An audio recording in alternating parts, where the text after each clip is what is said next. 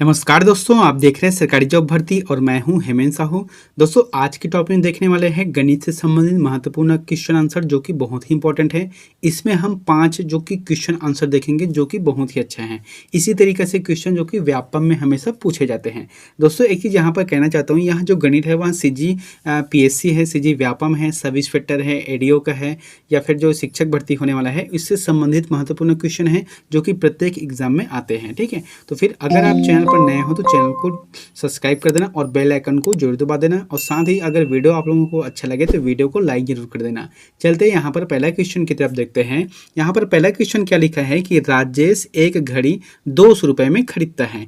यदि वह रुपये का मुनाफा 50 छूट देकर कमाना चाहता है तो इसका विक्रय मूल्य रखना चाहिए, यानी कि वहाँ कितने रुपए में बेचना चाहिए जिसे वहाँ 50 रुपये मतलब 50% छूट भी देगा और उसके छूट देने के बावजूद भी वहाँ 200 रुपये खरीदे है, उससे 50% का मुनाफा भी होना चाहिए। देखो, यहाँ पर दो जगह लिखा है, एक तो 50% का मुनाफा होना चाहिए और एक जगह है 50% का छूट होना चाहिए। तो आप लोगों को एक बार बताया था वीडियो में, जब भी लाभ और हानि का ज्ञात करते हैं तो उसमें जैसे कि क्या लिखा है 50% का लाभ है, यानी कि इसमें हम जो है जोड़ देंगे। तो क्या जोड़ेंगे, यहाँ पर 100 में से प्लस करके 50 जोड़ देते हैं इसको। ठीक है, यहाँ पर कितना आ गया, 150 आ गया ये। ठीक है, और एक में क्या बोल रहे हैं 50% छूट देकर, यानी कि 100 में से -50 कर देंगे तो कितना बचा, 50% बचा, ये हो गया। ठीक है, अब एक चीज़ हमको यहाँ पर एक तरीका निकालना रहता है, फ्रैक्शन नंबर लिखाना रहता है। यहाँ पर क्या करना है कि जब भी विक्रय पूछता है, यहाँ पर क्या पूछा है, विक्रय मूल्य पूछता है, तो हम इसको जो है ऊपर नीचे करके लिख सकते हैं। जैसे कि एक है 150/50, ये 150 क्या है कि 50% लाभ हो रहा है और ये 50 जो है 50% छूट दे रहा है। ठीक है, अगर यहाँ पर हमको अगर कोई क्रय मूल्य पूछता है, ठीक है, जो क्रय मूल्य पूछता है तो यहाँ पर हम 50/150 लिख सकते हैं। ये तरीका है, ठीक है, करने का। लेकिन फिर हाल हमको यहाँ पर विक्रय मूल्य पूछ रहा है, तो विक्रय मूल्य जब भी पूछता है अगर 2 पॉइंट आता है, यहाँ पर हमेशा ये सब चीज़ काम नहीं आता है ना। यहाँ पर क्या बोला गया है कि 50% का मुनाफा है, वो भी 50% छूट देकर है।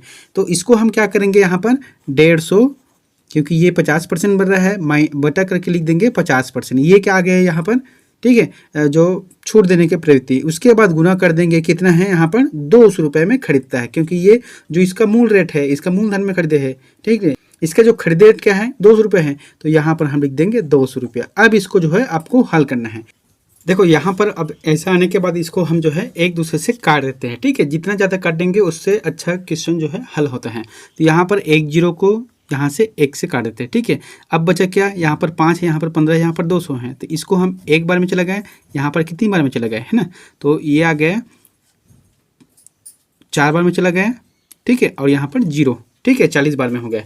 तो फिर आप देखो, यहाँ पर 15 बचा है, यहाँ पर 40 बचा है, तो इसका आंसर क्या आ जाएगा, 15 गुणित 40 कर देते हैं, तो फिर 15 गुणित 40 कर देते हैं। ठीक है, अब इसको सामान्य गुना कैसे करते हैं, यहाँ पर 0 0 कर दो, यहाँ से 5 चौके 20 हो गया, यहाँ पर 0 आ गया, 4 एकम 4 आ गया, अब एक 5 और 600 रुपये, ये आ गया। तो यही इसका आंसर है, यहाँ पर है तीसरा नंबर में, ये देखो तीसरा है। ठीक है, आपको करना कुछ नहीं है, आपको प्रश्न क्या बोल रहा है सबसे पहले समझना है कि एक घड़ी है जिसका मूल्य जो है 200 रुपये। दोस्तों, अगर इसको हम उल्टा हिसाब है तो भी हो सकता है, जैसे कि 600 रुपये हम ले रहे हैं। ठीक है, यहाँ पर माजे विक्रय मूल्य में करना चाहिए उसको 600 रुपये में। अब वो क्या कर रहा है, इसमें से 50% छूट दे रहे हैं, तो 50% छूट कर देंगे, कितना बच गया, 300 बच गया।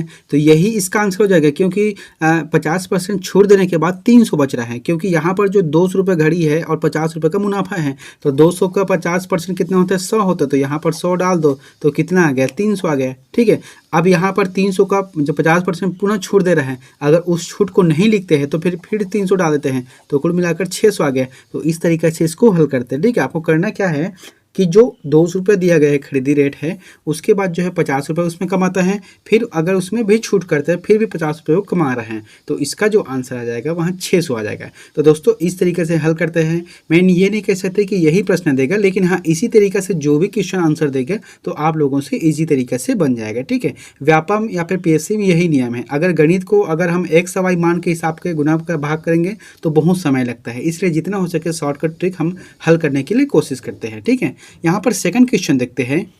दोस्तों, यहाँ पर दूसरा प्रश्न क्या दिया गया है, यदि एक रेडियो सेट का मूल्य 25% बढ़ा दिया जाए तो नया मूल्य कितने प्रतिशत घटाया जाए कि मूल्य जो है इस तरह का वापस आ जाए। यहाँ यानी कि देखो यहाँ पर क्या बोल रहा है, ठीक है, क्या बोल रहा है कि यदि एक रेडियो का सेट है, ठीक है, उसका सेट मान लीजिए चलो 100 रुपये है। अब 100 रुपये में 25% बढ़ा दिया जाता है इसके मूल्य को, ठीक है, तो क्या आ जाएगा 125 आ गए, है ना, 25% बढ़ाए तो 125 आ गए। अब इसमें क्या घटाया जाए कि इसके मूल रेट में जाना चाहिए, तो मूल रेट क्या है 100 है, तो इसमें अगर घटाएंगे तो क्या आ जाएगा 25 रुपये को घटाएंगे तो मूल रेट आ जाएगा, क्योंकि 100 रुपये आ जाएगा, है ना। ये तो था रेट वाला है, लेकिन हमको क्या पूछा गया परसेंट में। अब ऐसा नहीं कि 25% बढ़ा है तो 25% घटा देंगे तो फिर उसका मूल रेट आ जाएगा, परसेंट में ऐसा नहीं चलता है, ठीक है। तो इसमें कैसे चलते हैं, हम आपको एक ट्रिक देते हैं जो कि बहुत ईजी है। सबसे पहले समझना कि आपको क्या है कि मान लो जाए ये मूल रेट है 100 रुपये, कभी भी हम मानते हैं तो 1 से मानते हैं या फिर 100 मानते हैं, क्योंकि 100 जो है सर्वव्यापक है, ठीक है। यहाँ पर 100 आ गए, अब इसमें 25% बढ़ा देते हैं। तो मैंने पहले बताया था कि जब भी बढ़ाते हैं उसमें प्लस करके जोड़ देते हैं। प्लस कितना आ गया 25 आ गया, तो क्या आ गया 125% है। अब इसको हल क्या करना है, आपको देखना है कि 125 यानी कि 25% बढ़ रहा है, यहाँ पर 25% बढ़ रहा है। अब यहाँ पर टोटल कितना आ गया 125 आ गया है ना। और इसका जो है माजा सेट का मूल्य कितना है, यहाँ पर 100 है, तो यहाँ पर लिख देते 100। अब यहाँ से गुना भाग कर दो, यहाँ पर परसेंट को हटा देते, यहाँ पर एक बार में चला गया, यहाँ से कितनी बार में चला गया 5 बार में चला गया, और इसको जो है 5 से इसको भाग देने कितना आ जाएगा 20 बार में, तो यही इसका आंसर आ जाएगा 20%। ऐसा समझिए बहुत ईजी है, जैसा बोल रहा है बस वैसे ही करना है, ठीक है। एक बार वो बता रहा हूँ आप लोगों को, बहुत अच्छे से समझा रहा हूँ दोस्तों। अगर वीडियो आप लोगों को अच्छा लगा है तो प्लीज़ चैनल को जो है लाइक कर देना, ठीक है, और वीडियो को लाइक कर देना और चैनल को सब्सक्राइब कर देना। देखो यहाँ पर बोलने का मतलब क्या है, मान लीजिए एक रेडियो लिया है, ठीक है। अब रेडियो का मूल्य जो है जो सेट मूल्य है उसको निर्धारित करना है, आपको ज्ञात करना है। तो फिर यहाँ पर परसेंट क्या है 25%, अगर उसमें बढ़ा देते हैं तो फिर क्या करते हैं हम जो है 100 में 25 जोड़ देंगे तो 125% हो जाएगा, ठीक है। अगर वहाँ नए मूल्य में वापस लाना है, जब भी वापस लाना है तो हमको क्या करना पड़ेगा, यहाँ पर अगर रुपया देते हैं तो फिर जितना रुपया बढ़ाए उतना को कम कर देंगे, लेकिन 25% है तो फिर इसी तरीके से इसको अगर हल करना है तो 25 जो है 25 को ऊपर लिखेंगे क्योंकि 25 बढ़ा है, और टोटल कितना हो रहा है इसका मूल्य 125 रुपये हो रहा है, क्योंकि 100 रुपया उसका मूल रेट हो गया है और 25% इसका बढ़ रहा है, ठीक है। तो इसको क्या कर देंगे 100 कर देंगे, क्योंकि अगर हमको परसेंट निकालना है तो परसेंट निकालने के लिए आपको गुना करके 100 लिखना पड़ेगा। जब 100 लिखेंगे तो आप किसी भी तरीके से इसको कटा सकते हैं। यहाँ से 25 से कम 25 हो गया, 25 पंचे 125 हो गया, 5 बार में चला गया, 5 एकम 5 है, यहाँ पर 20 पंचे 100 है, ठीक है। तो फिर इसका जो आंसर आ जाएगा यही 20% आ जाएगा। तो इस तरीके से इसको हल करते हैं दोस्तों। जब भी ऐसा टाइप के क्वेश्चन आते हैं, चाहे रेडियो को हो, चाहे फिर टीवी का हो, या फिर घड़ी का हो, तो ऐसे ही बनेगा क्वेश्चन आंसर, जो आपको बहुत ही ईजी तरीके से बन जाएगा, ठीक है। यहाँ पर तीसरा क्वेश्चन देखते हैं दोस्तों। यहाँ पर तीसरा प्रश्न लिखते हैं, एक कक्षा में 100 विद्यार्थी में से, देखो एक कक्षा में कितने हैं 100 विद्यार्थी में से 30 विद्यार्थी चाय और 55 विद्यार्थी काफ़ी और 20 विद्यार्थी चाय तथा कॉफ़ी दोनों पीते हैं, तो बताइए कितने विद्यार्थी चाय या कॉफ़ी दोनों ही नहीं पीते हैं, ठीक है। आपको समझना है कि एक कक्षा में कितना विद्यार्थी है, कितना छात्र है, वहाँ 100 है, ठीक है। यहाँ पर बोला गया है 100। अब इसमें से जो है 30 विद्यार्थी जो है चाय पीता है, हमें यहाँ पर लिख लेते हैं 30 विद्यार्थी जो कि चाय पीता है, यहाँ पर चाय आ गया, ठीक है। और उसमें से जो 55 विद्यार्थी है वहाँ कॉफ़ी पीता है, 55 विद्यार्थी जो है काफ़ी पीता है। अब यहाँ पर और कुछ आगे लिखने की ज़रूरत नहीं, क्योंकि ये जो 20 विद्यार्थी वह दोनों पीता है, ठीक है। तो हमको क्या करना है, एक अलग वाला एक अलग वाला, अब दोनों को जोड़ देंगे तो कितना आ जाएगा, यहाँ पर 5 और 3 हो गया 8 हो गया, इसको लिख देते हैं यहाँ पर 85। तो 85 विद्यार्थी ऐसे हैं जो कि दोनों पीते हैं, ठीक है। ये दोनों पी रहे हैं, यहाँ तक आ गए, ठीक है। उसके बाद हम लोग क्या करेंगे, 20 विद्यार्थी जो कि दोनों पी रहे हैं। दोस्तों यहाँ पर समझना कि एक जो है 30 चाय पी रहा है और यहाँ पर 55 जो है कॉफ़ी पी रहा है, लेकिन जो 20 विद्यार्थी है जो चाय और कॉफ़ी दोनों पी रहे हैं, तो इसको हम जो है माइनस कर देंगे। यहाँ से माइनस करेंगे तो क्या आ जाएगा, यहाँ पर 5 आएगा और यहाँ पर कितना आ जाएगा 65 आ जाएगा, ठीक है। तो 65 क्या हो गया, पीने वालों की संख्या है, ये जो है पीने वालों की संख्या है, पीने वालों की संख्या है। क्या पीने वालों की संख्या है, वहाँ चाय भी पीता है, वहाँ कॉफ़ी भी पीता है, या फिर दोनों भी पीता है, ठीक है। तो ये जो है पीने वालों की संख्या है। अब हमको क्या ज्ञात करना है, यहाँ पर जो दोनों नहीं पीते हैं, तो भाई जब पीने वालों की संख्या 65 है तो फिर नहीं पीने वालों की संख्या क्या आ जाएगा, यहाँ पर 100 से 65 को गुण माइनस कर देते हैं 65, क्या आ जाएगा यहाँ पर तो जब भी इसको हल करेंगे तो इसका जो आंसर आ जाएगा वहाँ 35 आ जाएगा। ठीक है, तो 35 विद्यार्थी ऐसे हैं जो कि न चाय पीता है, न कॉफ़ी पीता है, ना कि दोनों पीता है। तो इसका जो आंसर आ जाएगा वहाँ दूसरा आ जाएगा। ठीक है, यहाँ पर लिखा है दूसरा, यही इसका आंसर आ जाएगा। ठीक है, आप लोगों को समझ आया? एक बार और देखे थे। ठीक है, इसको क्या बोल रहा है कि मान जो एक कक्षा है जिसमें 100 विद्यार्थी हैं। अब इसमें से 30 विद्यार्थी ऐसे जो चाय पी रहे हैं और 55 विद्यार्थी ऐसे जो कि कॉफ़ी पी रहे हैं। ठीक है, दोनों को अगर मिलाएंगे तो फिर 85 विद्यार्थी आते हैं। ठीक है, अब यहाँ पर क्या बोल रहे हैं दोस्तों कि 20 विद्यार्थी ऐसे हैं जो चाय तथा कॉफ़ी दोनों पीते हैं। ठीक है, तो चाय और कॉफ़ी जब दोनों पी रहे हैं तो हम इसको माइनस कर देंगे। क्यों माइनस करेंगे? क्योंकि ये इसमें से जो 30 अलग चाय पी रहा है, 55 अलग चाय पी रहा है, और ऊपर से आ जाता है वहाँ जो कि चाय और कॉफ़ी दोनों पीने वाला है। तो इसी में से है ना एक स्टूडेंट जो कि, क्योंकि यहाँ पर 100 है तो इसको जो हम क्या करेंगे माइनस कर देंगे 20 से। जब माइनस करेंगे तो फिर जो आंसर आएगा 65, यही जो है पीने वालों की संख्या है। इसका मतलब जो 35 विद्यार्थी और बचा है वहाँ कुछ नहीं पीता है, तो इसका जो आंसर आ जाएगा वहाँ 35 आ जाएगा। तो इस तरीके से इसको हल कर सकते हैं। यहाँ तीसरा वीडियो है दोस्तों, जैसा बोल रहे हैं आपको वैसे ही करना है, ज़्यादा कुछ करने की जरूरत नहीं है। तो इसका आंसर आ जाएगा दूसरा आ जाएगा। ठीक है दोस्तों, यहाँ पर चौथा प्रश्न देखते हैं। दोस्तों यहाँ पर चौथा प्रश्न क्या बोल रहा है कि 6 संख्याओं का औसत 8 है, उसमें कौन सी 7वीं संख्या जोड़ी जाए कि उनका औसत 10 हो जाए। बहुत ही अच्छा प्रश्न है। ठीक है, बहुत ही अच्छा प्रश्न है। देखो यहाँ पर क्या बोल रहे हैं, आपको समझना है कि क्या बोल रहे हैं।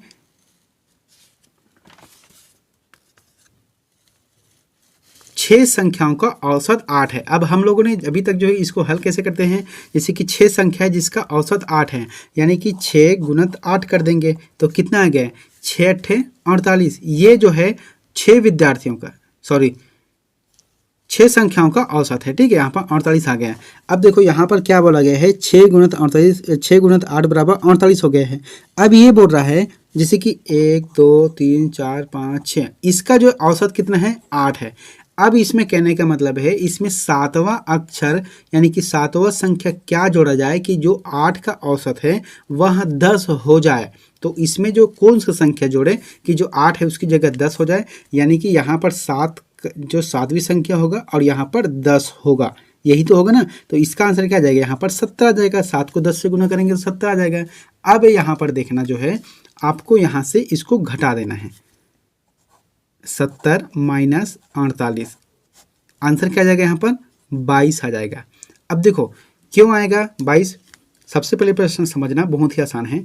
6 संख्याओं का औसत 8 है बराबर 48, अगर उसमें से एक और संख्या जोड़ते हैं जो 7वीं संख्या है, तो उसमें से जो 8 का जो औसत है वहाँ 10 का औसत हो जाएगा, यानी कि 48 नहीं रह के वहाँ 70 हो जाएगा। तो उसमें से क्या ऐसे जोड़े जो कि यहाँ हो सकता है, तो आपको क्या कर देना है, 70 को माइनस कर देना है 48 से। ठीक है, यानी कि 48 को माइनस कर देना है 70 से, तो जो आंसर आएगा 22, यही इसका आंसर हो जाएगा। यहाँ पर लिखा है पहले में, यही इसका आंसर होगा। यानी कि जो 7वीं संख्या में हम लोग जो है, भले ये संख्या में कुछ भी अंक भले यहाँ संख्या में कुछ भी अंक जोड़ा रहे, ठीक है, लेकिन जो कि 7वें अक्षर है, 7वीं जो संख्या है, यहाँ पर जो है हम 22 लिखेंगे। उसके बाद जो है टोटल जो 7 संख्या को अगर जो अंक है उससे गुना भाग करेंगे तो इसका जो औसत आ जाएगा 10 के हिसाब से आएगा। ठीक है, तो यही इसका आंसर होगा।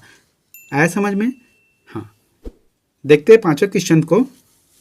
दोस्तों आज का 5वां क्वेश्चन देखते हैं।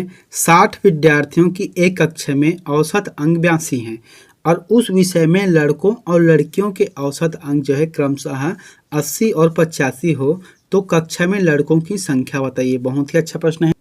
देखो यहाँ पर क्या बोल रहा है कि 60 विद्यार्थियों की एक कक्षा है, तो एक कक्षा है जिसमें 60 विद्यार्थी हैं। अगर 60 विद्यार्थियों का औसत अंक निकाला जाता है तो फिर 82 अंक आता है। ठीक है, जैसे एक कक्षा है और जो है 60 विद्यार्थी है और इसका जो औसत अंक है वहाँ 82 है। चाहे हम यहाँ से गुना भाग करके कर सकते हैं, लेकिन तरीका बता रहा हूँ आप लोगों को, जिसका औसत क्या है 82 है। अगर इसमें से जो है लड़का और लड़कियाँ हैं ना, इसमें जो 60 में क्या है, लड़का भी है और लड़कियां भी है, लेकिन लड़का और लड़कियों की औसत क्या है, लड़का का जो औसत है वहाँ 80 है और 85 क्या है, लड़कियों की है। ठीक है, ये आ गया लड़का लड़कियों की। अब इसमें ज्ञात करना है कि लड़कों की संख्या क्या है, तो लड़कों की संख्या क्या होगा। इसको जब हल करेंगे तो एक तरीका भी रहता है याद करना, हम लोगों ने कभी भी इसको पढ़ा भी होगा। सॉरी यहाँ पर मैं थोड़ा गलत हो गया था, है ना। यहाँ पर सुधारते हैं, क्या लिखा है कि 80 होगा यहाँ पर, ये लड़कों की संख्या है। उसके बाद है यहाँ पर कि जो लड़कियों की संख्या है, ठीक है, जो गर्ल्स का है, ठीक है, गर्ल्स का क्या है 85 है और टोटल की क्या है 82 है। अब 82 को इस तरीके से हमको हल करना है। तो 85 में 82 को अगर घटाएंगे कितना बचा है 3, और 82 में जो 80 को घटाएंगे तो कितना आ जाएगा यहाँ पर 2 आ जाएगा, ठीक है। तो ये क्या हो गया लड़का का है और ये जो है लड़की का है, यानी कि 3:2 के हिसाब से चल रहा है, ठीक है। जब 3:2 है तो हम इसको हल कैसे करेंगे, यहाँ पर 3 यहाँ पर लिखेंगे, ठीक है, और 3 और 2, क्योंकि यहाँ पर जो औसत क्या है, पहले ये क्या है लड़कों की संख्या है, उसके बाद हम लिखेंगे 2, यानी कि जो लड़कियों का है, लड़कियों के क्या है यहाँ पर 2 का रेशियो है, तो हम उसके दोनों को जोड़ देंगे। 3 और 2 क्या हो गए 5 आ गया। यहाँ पर एक बार समझा देता हूँ, ठीक है।